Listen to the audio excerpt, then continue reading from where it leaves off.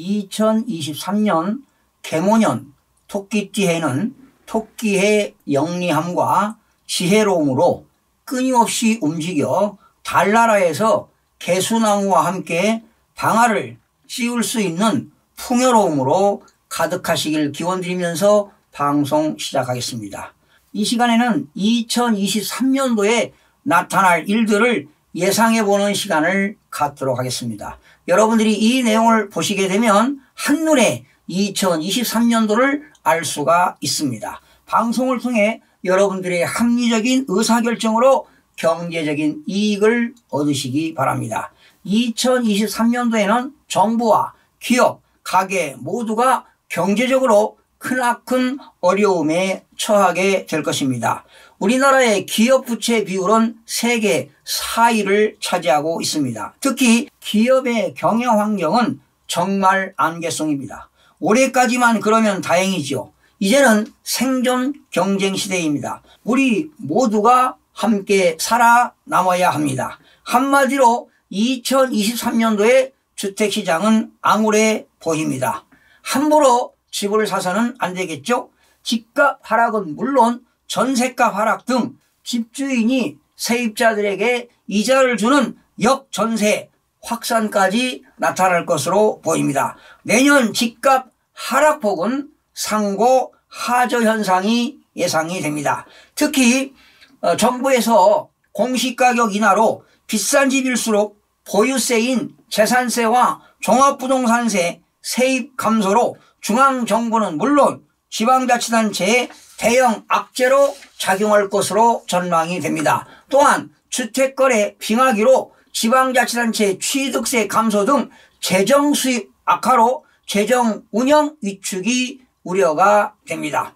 윤석열 정부에서 지난 6월부터 11월까지 주거정책 심의위원회를 3차례 열고 규제지역을 완화했는데요. 규제지역으로 묶여있게 되면 대출과 세제, 청약 등으로 자유롭지 못합니다. 정부가 부동산 연착륙을 위해서 새해 들어서 일부 지역 규제를 완화할 예정입니다. 현재 전국적으로 보게 되면 규제지역은 서울과 그리고 경기의 과천, 성남의 분당과 수정, 그리고 하남, 광명인데요. 아마도 올해 초반에 경기 지역 일부와 서울 지역 일부인 노도강 지역에서 규제 지역을 완화할 것으로 예상이 됩니다. 자, 전국적으로 미분양주택은 미분양이 7개월째 연속 증가하고 있는데요. 전국 미분양주택은 2023년도에 10만 가구로 급증할 것으로 가능성이 매우 높아 보입니다. 그러다 보니까 무순위 청약을 실시해도 미분양 물량이 대거 발생할 것으로 예상이 됩니다. 그렇다면 미분양으로 마이너스 프리미엄 매물도 증가할 것으로 보입니다. 속수무책으로 떨어지는 집값 하락으로 하우스 푸어도 양상될 것으로 보입니다. 정부가 부동산 시장 침체와 경착륙을 막기 위해 각종 규제를 완화한다 하더라도 매수 심리는 쉽사리 회복되지 않을 것으로 봅니다.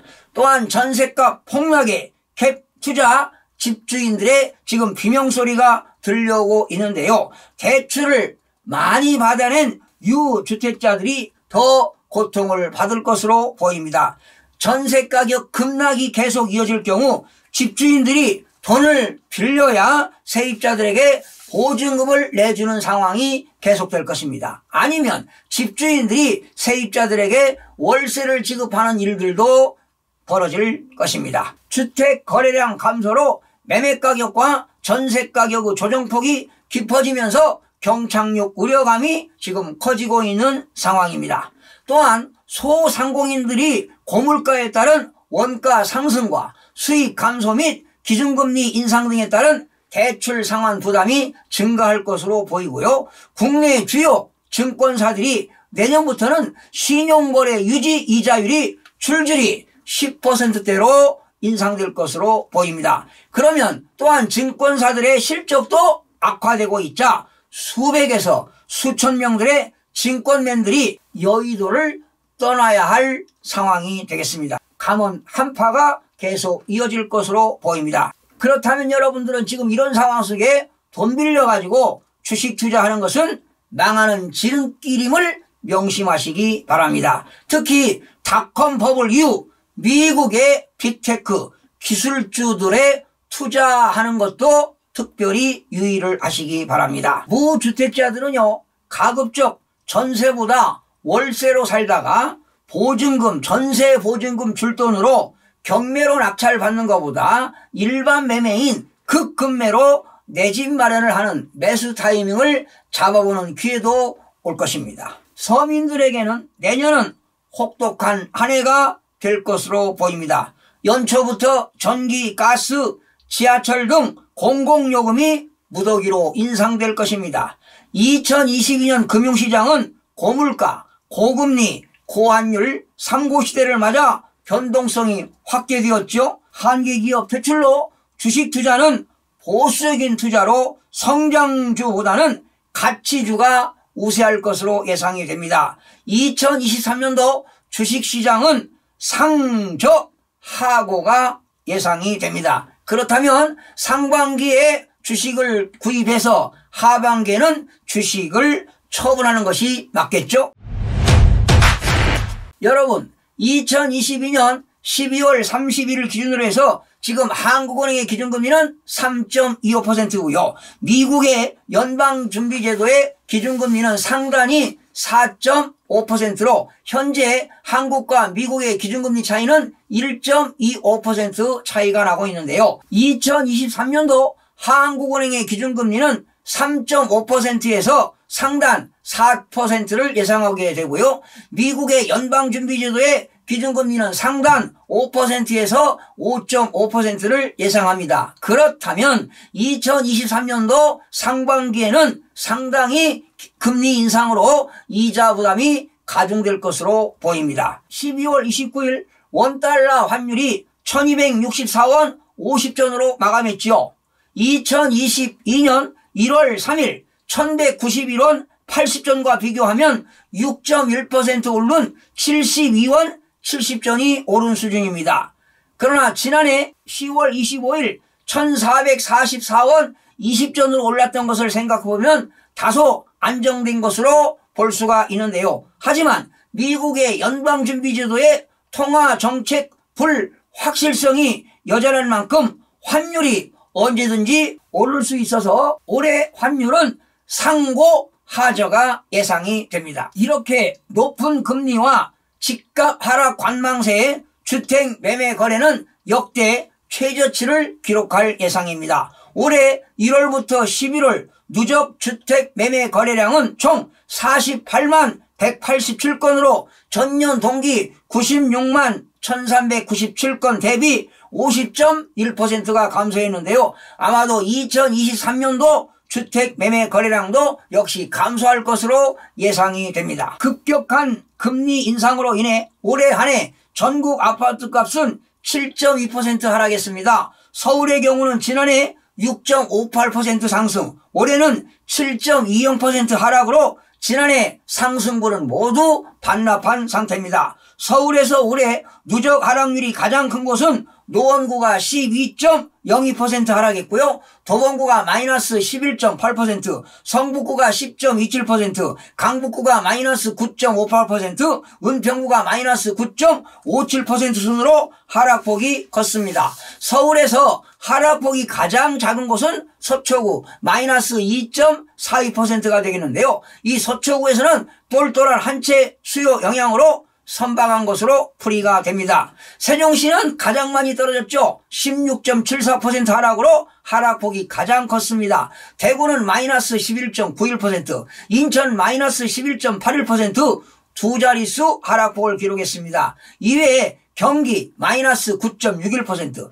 대전 마이너스 9.43%도 10%대 육박하는 하락률을 보였는데요. 수도권에서도 하락폭이 큰 곳이 있다면 광명 마이너스 15.41%, 인천 연수구 15.10%, 의왕 15.04%, 수원, 영통 14.99%, 양주 14.07% 정도 하락폭이 컸습니다. 그렇다면 2023년도 주택시장도 극도로 위축될 것으로 보이는데요. 전국적으로 적게는 8%, 많게는 15% 하락이 예상이 됩니다.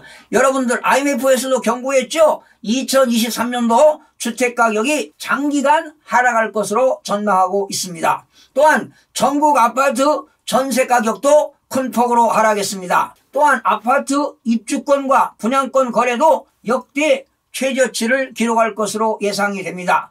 부동산 장기 침체를 알리는 경고음이 바로 경매시장인데요. 2023년도 상반기 이후에 부동산 경매 물건이 계속 급증할 것으로 보입니다. 또한 전월세 보증금을 돌려받지 못해 법원의 임차권 등기명령 신청 사례도 급증할 것으로 예상이 됩니다. 전세 보증금을 돌려받지 못해 거주 중인 집에 강제 경매를 신청할 사례도 계속 급증할 것으로 보입니다. 자영업자 대출은요, 올해 3분기 1014조 2천억 원으로 1년 새 14.2%가 증가했습니다. 자영업자 대출은 코로나 대유행이 시작되기 직전인 2019년 4분기 684조 9천억 원과 비교하면 무려 48%나 급증을 했습니다. 자영업자 대출 연체율 급증으로 아마 경매 물건도 계속 증가할 것으로 보입니다. 내년 하반기 주택가격이 저점에 도달된다 하더라도 이후에 L자형 행보가 이어질 것으로 예상이 됩니다. 공사비 급증과 자금시장 불안정으로 건설경기 침체가 이어지고 미분양까지 증가하면 한계 기업들도 증가할 것입니다. 수분양자가 계약 해지 급증도 일어나면서 건설사가 악화 일로에 이를 것입니다. 올해 건설경기 부진의 원인이 급증한 공사비였다면 2023년도에는 자금시장 불안정이 건설 투자의 계약 요인으로 작용할 것으로 예상이 됩니다. 종합건설업 부도가 증가할 경우에 전문 건설업의 연쇄 도산이 우려가 됩니다.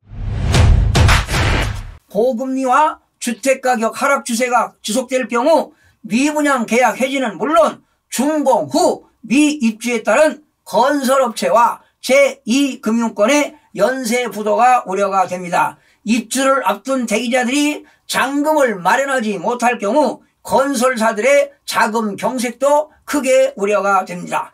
부동산 PF 여파로 내년 증권사나 저축은행들이 더 무너질 확률이 높아 보입니다. 또한 역전세난의 전세 사기도 급증할 것으로 보이고요. 자, 올해는 농어촌주택 양도소득세 과세 특례제도가 도시로 확대될 전망입니다. 아마도 태안이라든가 해남 등 인구가 감소 지역이면서 기업도시로 지정된 지역들이 지정 대상으로 현재 거론되고 있습니다. 고금리, 고환율, 고물가, 이른바 상고의 요즘 기업들의 어려움이 가중되고 있는데요. 특히 자금력이 부족한 중소기업들의 경우는 큰 타격이 예상됩니다. 올해 무역 적자가 400억 달러를 돌파했습니다. 무역 수지가 지난 4월부터 8개월째 지금 적자인데요. 올해 무역 적자가 400억 달러를 돌파했습니다.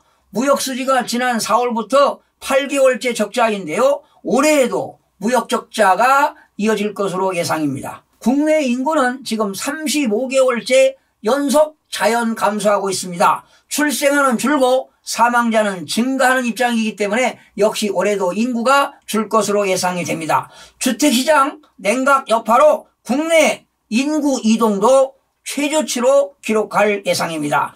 대표적인 안전자산인 금은 경기 침체 시기에 금값이 오르는 특성이 있기 때문에 올해 2023년도에는 금해가 될 것으로 전망해 봅니다.